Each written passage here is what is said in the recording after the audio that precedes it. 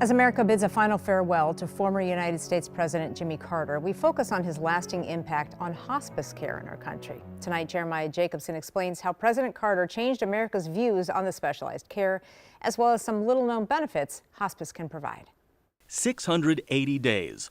That's the time that passed from the announcement that former President Jimmy Carter would be receiving hospice care at his home in Georgia to the day he died. Hospice care isn't just about dying. It's about living well for as long as you can. Dr. Lindsay Ulen with Massachusetts General Hospital says to qualify for this type of care, a patient usually is certified by a clinician who determines there's 6 months or less to live. So it's not the end of life on the brink of death when someone can start receiving the benefits from hospice care. Ulen says she's seen firsthand how hospice care can actually allow some patients to live longer, and she says that's backed up with research from multiple studies.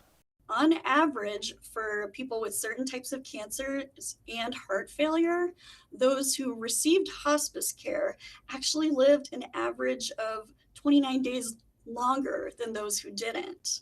To receive hospice care, Ulen says a hospital can put in a referral. Others can be referred by a primary care physician, and she says many times people can also reach out to hospice agencies in their community.